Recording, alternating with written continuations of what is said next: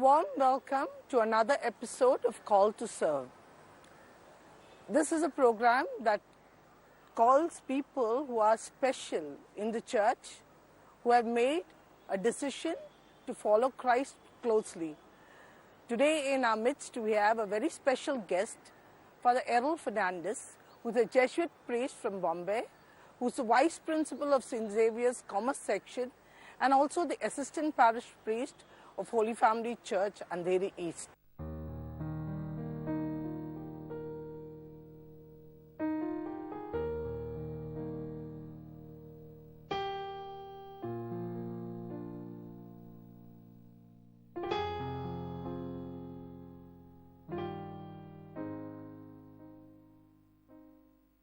A warm welcome, Father. Thank you. So, Father, can you tell us a little bit about your family, your siblings, and what made you join the Society of Jesus? I come from a very religious family. My mom and dad always ensured that we were taken to church on a regular basis. So the first grounding of my faith was within my family. I was also blessed to be in a Jesuit parish and in a Jesuit school, St. Anne's Mazagon and St. Mary's High School. The Jesuits were one of the largest influences in my life after my parents. As a young child already, I was an altar server, and so I had contact with a number of Jesuits. In school, I was involved in sports and games, and the Jesuits were the sports directors. So that was another reason why there was this constant involvement and association with them. We had a family of 5 children.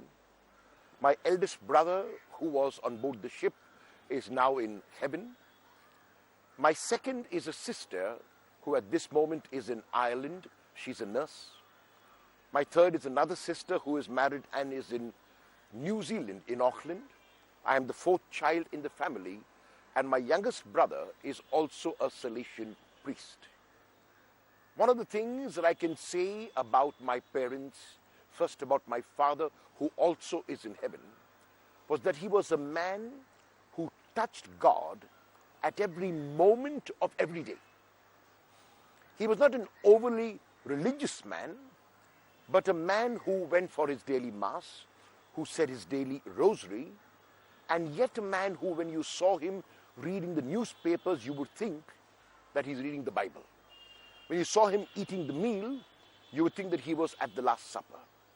That kind of close contact he had. So a man who touched God no matter what he did or where he was. He didn't have to be before the Blessed Sacrament to be in touch with God. My mom, who's still alive, is a very, very practical woman. She was the one really, as children, who ran the family. She knew how to make ends meet. She knew how to cut cloth according to the size of the individual. And she was able to give, even though we were 5 children, able to give every one of us that individual attention that we needed. So not a single one felt that he or she was left out.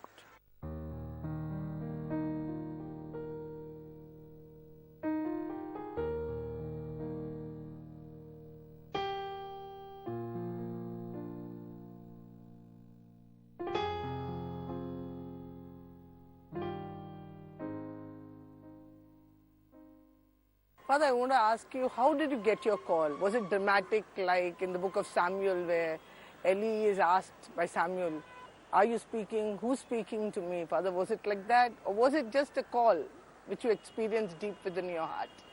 The seeds of the call, I would say, were sown by the influence of the Jesuit fathers, and very especially those who had come from Spain and were working in the parish to which I belonged and in my school. Even as a child, my constant question was, if these men could leave home and family and come to serve India and its people, what was I doing for my own people? even as those questions continued to remain, I was not so sure in what capacity I wanted to serve my country. As time went by, I finished school, went to college, did all the things that a regular college student would do, and then I was blessed to get a job to go to Bahrain. In those days when I went to Bahrain, going to Bahrain was like reaching halfway to heaven, because all the money was in Bahrain, all the goods were in Bahrain, and there were things in those days which we had never seen in India. I still remember when I came down on my first visit, I brought with me cans of Coca-Cola because we had never seen them in India.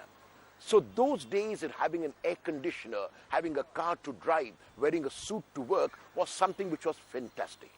And during this time, I began to ask this question now, is this the kind of life that I want permanently for myself? Even as I began to discern, very deep in my heart, I was beginning to feel that I should give up what I had and come back to India. As I was discerning this call, I said to myself, the job was too good for me to simply leave it and come. When I made my final decision, the directors of my company were astounded because they said to me, everyone in your country hopes to come from the country to the Gulf, and you are going back to your country. What is wrong with you? I said, I made up my mind. I need to go back home. But before I went, I took a friend of mine who was working in India in my job.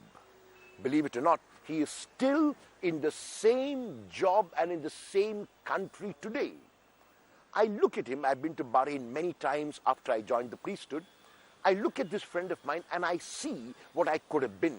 I could have been twice as rich as he is because I was in the job before him. I could have done so very many things, but believe me, until this moment, not a single moment of regret. The Lord has fulfilled all and more of the expectations, if you want to call them expectations, that I had when I joined the priesthood. I must admit that the Lord has done me a favor by calling me. I have not done the Lord a favor by joining to serve in the society of Jesus.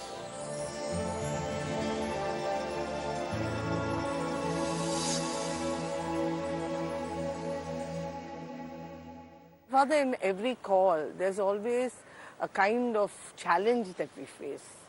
And how did you face those challenges? And if you'd like to share with the audience that when you get a call and the challenge you face, how did you face it and how did you overcome those challenges? The biggest challenge for me, even as a youth, was understanding the poverty in the country. I could not and still cannot come to terms with how it is possible for a few of the elite to have so much and the larger majority of the poor to have nothing. So my dream, my hope, my prayer, my vision was that there would be this justice in India where no one, no single person, whether child, whether youth, whether man, whether woman, whether old, whether young, would ever lack the basic necessities of life. Even today, so often when I'm walking down to go to the station on my way to college, I have seen people eating not on the road, but eating from the road, and that pains the heart. So I believed that by joining the Society of Jesus, I could do much, much more, and it is true, than I could have done as an individual, to try to see what I could do to lessen the misery of people. I'm not saying that I've succeeded in any way. It is the Lord finally who does what the Lord has to do, but I must believe that being in the Society of Jesus has helped me in this endeavor.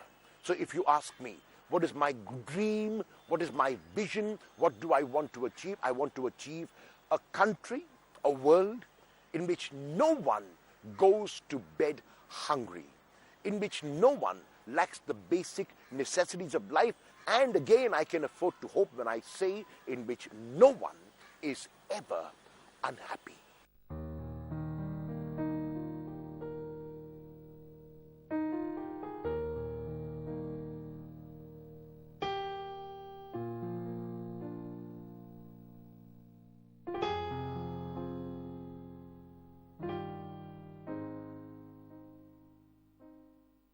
Father, another question I'd like to ask you is, there are youth who are listening to you today and who may be aspiring to join the religious or become a priest, okay? So, Father, what you would tell them? I have got 4 maxims by which I live my life. I don't always succeed, but I try to live them as much as is possible. And the first is this: at every moment in your life, have choices. The more choices you have about something, the freer you are. There was a man whose wife was expecting a baby. He was at work one day when he got a call from the maternity ward saying, "Come quickly, sir, your wife has delivered a baby." So he ran to the maternity ward and was met at the entrance by the nurse. She said, "Congratulations, sir, you become a father. Tell me, were you expecting a girl or a boy?" The man said, "We were expecting a girl." The nurse's face fell. "I'm sorry, sir, your wife delivered a boy." "That's okay," the man said. "That was our second choice." In other words, if you have a second choice and a third choice and a fourth choice about everything, you will never, ever be disappointed. The second motto is this: let the reward of your action be in the doing of the action. In the mission discourse in Matthew chapter 10 and in the other synoptic gospels, when Jesus tells his disciples, "If people will not listen to you, shake the dust of your feet," he is saying, do not be attached to the outcome of mission, because the outcome of mission is not your responsibility, it is the responsibility of the Lord. My job and your job and the job of all of us who are involved in furthering the kingdom is to do what we have to do and then be detached even from the praise. As a matter of fact, one of my hands is constantly here on the behind, especially when I do good to people, because you never know when those same people will give you a kick. So therefore, let the reward of your action be in the doing of the action. The third motto is this: a sign of maturity will be when you are willing to accept responsibility for the consequences of your action. I perform an action. Am I willing to accept the consequences? If I am willing to accept the consequences, it means no matter what age I am, I really have grown. And finally, know where your authority ends. If you're working in an organization and you are the secretary, your authority ends with the job that the secretary does. If you are in an organization and you're the CEO, your authority will end what the CEO does. So in other words, if you exceed your authority at any time, if the secretary tries to be the CEO or the CEO tries to be the general manager, then you're going to have trouble. So therefore, if you know where your authority ends, you can rest assured of peace of mind. So first, have choices. Let the reward be in the doing of the action. Know where your authority ends, and also ensure that the reward is within you.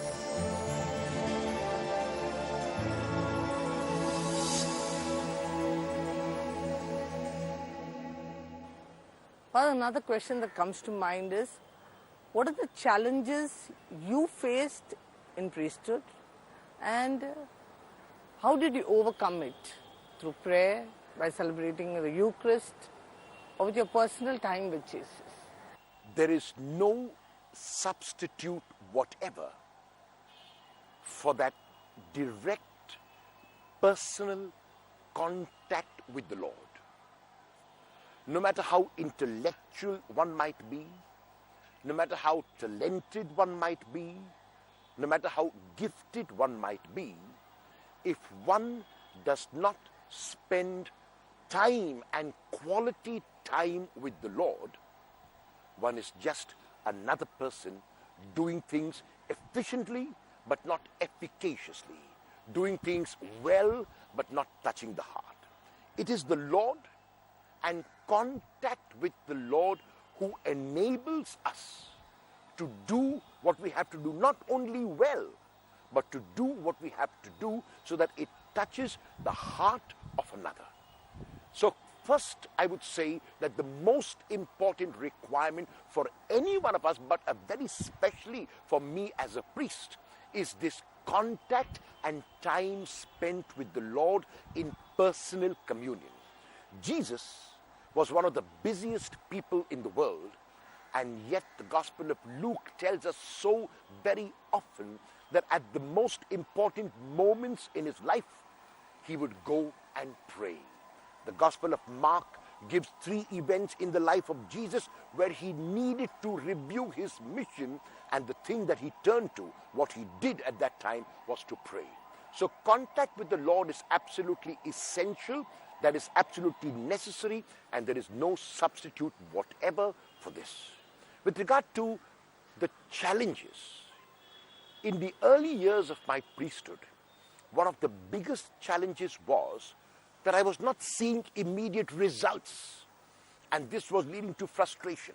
When somebody came to me, for example, to be counseled for a problem, I wanted that person to leave and that person to be free. But it wasn't happening, because I said to myself, I have all the answers, I have all the solutions. Just tell me a problem and like this, I'm going to solve it. I tried to do that and I thought I had the answers, but as my hair began to get whiter, as my mustache began to get whiter, I began to say to myself, I have no answers at all. And honestly, today, I feel something, I'm not comparing myself with him, but I feel something like Thomas Aquinas felt after he wrote his Summa Theologica, when he knelt down and said, the only thing we know about God is that we do not know. So the only thing that I know today is that I can do nothing and the Lord does everything. In this context, I want to point out to our Blessed Mother. In the Gospel of Luke chapter 1 verses 26 to 38, a text that is sometimes interpreted as the Amen of the Mary, the fiat of Mary, the yes of Mary, in my opinion, it goes beyond that. What Mary says is, let it be done to me, which I call a passive activity or an active passivity. Letting the Lord do in me something akin to what Paul says in Galatians 2:20, it is no longer I who live, but Christ who lives in me. So the challenge to be the one who is seen as doing things is always there. The challenge to be applauded and approved is always there. The challenge to be congratulated after one has celebrated a Eucharist or preached a homily is always there. But at the back of one's mind, one knows that it is the Lord who must take center stage. And in this, John the Baptist is a fantastic example. He must increase and I must decrease.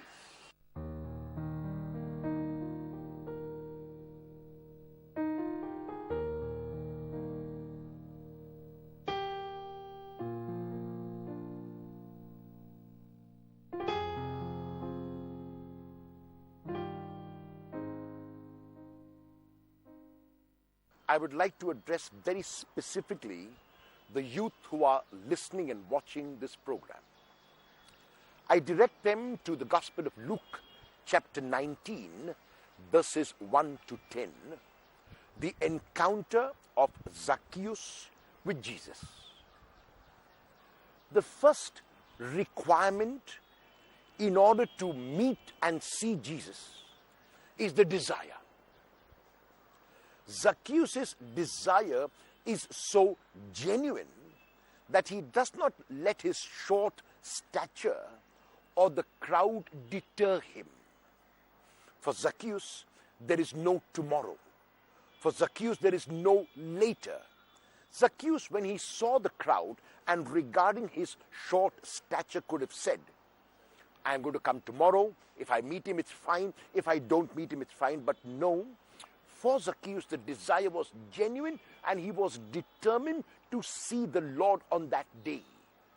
So the first requirement for any youth who wants to make something of him or herself is this desire, which has to be a genuine desire to do. There will be obstacles. Zacchaeus' short stature is an obstacle. The crowd is an obstacle. There will be internal problems. There will be external problems, but they can be overcome. They can be overcome. Zacchaeus does it by running, and not simply running, but by climbing a tree. In one action of both running and climbing the tree, he has now become taller, and the crowd is no hindrance. So if one's desire is genuine, one is able to overcome these obstacles. And sometimes it is necessary to simply wait. But many of us get tired of waiting. Many of us feel sleepy. Many of us feel bored. But the challenge is to wait actively, because the Lord will come. The Lord will make an appearance, and it is always the Lord who takes the first step. Revelation chapter 3 verse 20, behold, I stand at your door and knock. The Lord doesn't push. The Lord doesn't force his entry into the house, but the Lord takes the initiative in standing at the door and knocking. And if you are awake, if you're waiting actively, then you can hear the knock and open the door. Zacchaeus on the tree is waiting actively. So when Jesus comes and tells him he wants to stay at his house, Zacchaeus comes down and welcomes the Lord, but says nothing about staying in the house. Zacchaeus says, half my goods I give to the poor. If I've defrauded anyone, I pay back 4 times. And the question is, Zacchaeus, who asked you? Did the Lord ask you? He says, no, but I want to do it. But Zacchaeus, I want to stay in your house. Yes, you can come and stay in my house, but I want to give half my goods away. I want to give back to those who have defrauded 4 times, simply because I have met the Lord. So an encounter with the Lord surprised even Zacchaeus. An encounter with the Lord will surprise anyone who encounters him. So honestly, it seems that it was not Zacchaeus who was seeking the Lord, it was the Lord who sought Zacchaeus. And Luke is the only evangelist who uses the word semeron more often in his gospel than others. Semeron is today, and in these verses, Luke uses the word today twice, which indicates it is an important text for Luke. Zacchaeus, come down, I must stay in your house, semeron, today. And at the end of the text, today salvation has come to this house. Father, thank you very much. And viewers, we thank you for watching Call to Serve. I conclude with this line from Revelation chapter 3 verse 20. I stand at the door and knock. Anyone who invites me, I will dine with him. Hope to see you at the next episode. God bless.